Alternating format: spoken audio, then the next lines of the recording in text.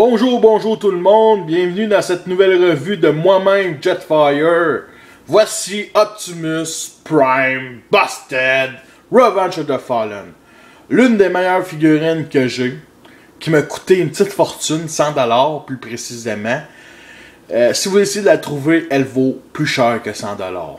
Honnêtement, là. L'Optimus Prime du film avec des flammes chromées, la perfection. L'été passé, ils ont sorti la version Leader avec, ils ont modifié un petit peu le torse pour montrer ses six-packs à Optimus. Mais les couleurs n'étaient pas chromées, c'était des couleurs grises comme la version américaine. Là-dessus, ils ont décidé, moi j'ai décidé il y a 2 ans, de prendre le Optimus qui pourrait représenter les 3 films le meilleur. Et c'est le Buster Prime. Regardez comment il est beau. Toutes les pièces grises ont été remplacées par le chrome, sauf les tuyaux. C'est surtout le devant qui pète, que le soleil reflète d'une perfection. Très beau chrome du devant. Malheureusement, ça représente les pieds. Fait que il y a peut-être une ou deux petites graphiques malheureusement. Comme je voyais ici, le chrome un peu plus moins du premier film, un beau gris, vraiment. Le chrome est plus ressorti dans le mode figurine, vous allez voir. Mais ça ils ont remplacé tout le gris plastique par du gris reluisant, qui est très beau, qui coûte sûrement un petit peu plus cher, mais qui est fait quand même très beau avec la lumière du soleil reflétée. Bon, comme la version américaine, qui fait du bruit. Et vraiment, là, c'est la meilleure représentation d'Optimus. Achetez-le si vous êtes fan d'Optimus Prime des films. Vraiment, là, il va coûter cher, il vaut plus cher que ce qu'il vaut. Je pense qu'il vaut 150$ minimum, mais il vaut la peine. Vraiment, là. Tu sais, comme on voit ici, les ports, feu,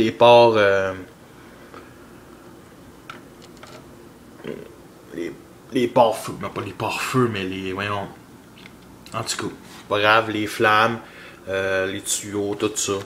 Vraiment les tanks de gaz, le derrière, place aussi pour mettre une remorque. Malheureusement, j'ai pas le Revenge of the Fallen pour vous faire comparer. Bon, maintenant, faisons-le comparer avec son chum de gars de version Dark of the Moon, Iron Knight Leader. Bien entendu, Iron Knight est... Même si c'est un bon leader, c'est la pire représentation de côté grandeur. Là. Le pick-up, il est plus gros que le truck. Là. Sérieux, là? Vraiment, là? Non. Mais en tout cas, c'est pas grave. J'aime mieux le mettre à côté du Voyager. Là. Pour moi, c'est le vrai Iron Knight. Bon, j'ai fait un petit mode Steel Force improvisé, comme ça. Je vais vous le montrer. C'est pas bien compliqué. Bof. Comme ça. On replie la petite bonbonne. On sort le petit canon. Comme ça. On met comme ça. Bon. Après, l'autre bord. Non, l'autre bord, c'est ça. L'autre bord, par contre, voyons. Il va rester la même.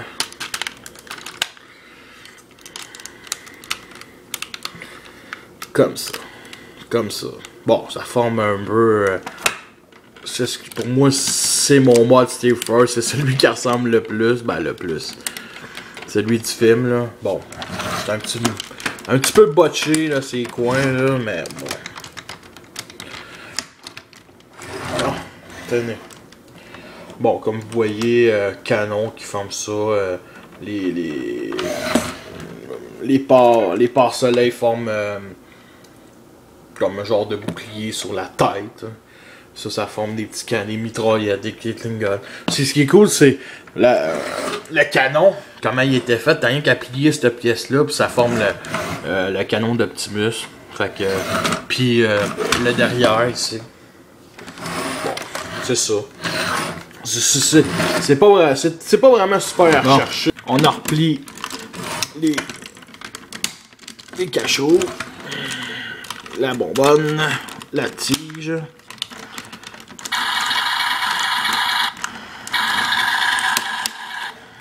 Comme ça. Comme ça. On en replie comme ça.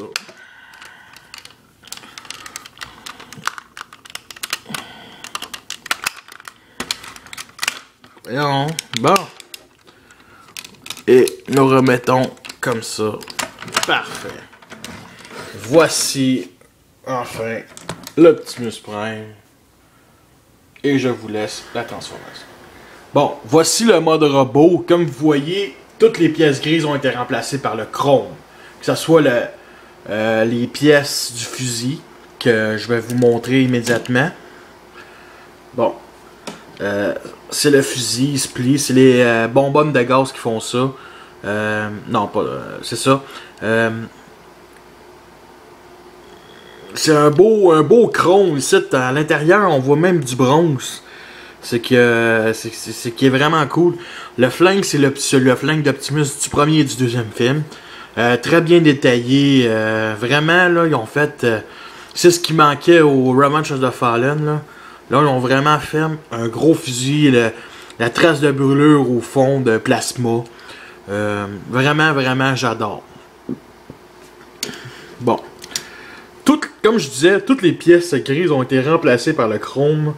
Que ça soit les pieds, les genoux, les mains, les bras, les pièces. Moi, je vous dis tout de suite, ici, la vraie transformation, c'est comme ça. Je déteste ces pièces-là. C'est trop gros pour ce que c'est. C'est trop gros comparé au film. Fait que je les laisse dans le mode passif comme ça. Pour moi, c'est Optimus, c'est la représentation, l'une des meilleures représentations d'Optimus, signe de G1. La tête, comme on voit, une petite bouche, très bien détaillée, tête d'Optimus Prime. Les joues gris, mais en enlevant le Battle Mask, il y a comme une partie des joues qui sont bleues. C'est comme si le masque, on le voyait rétracté déjà sur la tête. Ce qui est quand même un très bon point. Vraiment, là, ça coûte cher. Elle m'a coûté 100$ la figurine. C'est un cadeau de mes parents. Elle vaut la peine. Comparé au Revenge of the Fallen, là, si vous aimez les films, pas juste les films, les designs des films, achetez-la. Vraiment, là, vraiment très bien détaillé, là. C'est l'une des meilleures, c'est le meilleur Optimus Prime que j'ai. Lui puis le G1. Le meilleur. Je le vendrai jamais. C'est vraiment une belle pièce. Tout le monde devrait se l'acheter. Le Revenge of the Fallen, il est passif parce que, tu sais, les couleurs gris, ça fait trop jouet. Puis il fallait quand même que je me paye de quoi? Un beau petit Optimus Prime Busted. La fourche toute chromée, parfait. Même le bout des épées sont chromées. Tout, même le bout. Excellent. Vraiment, là, un petit peu de chrome. J'adore cette figurine-là. Bien entendu, la voix.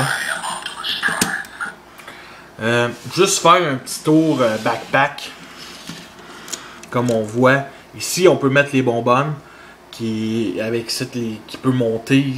J'ai jamais vraiment aimé le backpack, mais c'est celui qui ressemble le plus au film. Le derrière, le bas.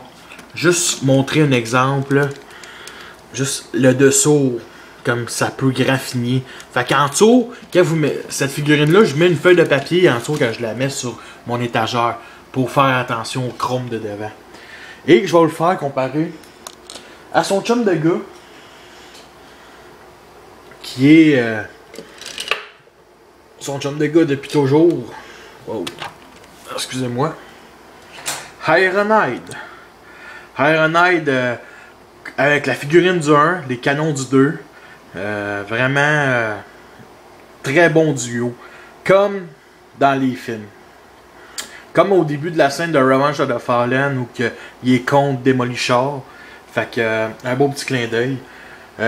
Bon, pour en revenir à Optimus, elle vaut cher cette figurine-là. Elle a augmenté. J'ai vu qu'elle coûtait 200$, 250$ avec Jetfire de Enki, genre de Takara.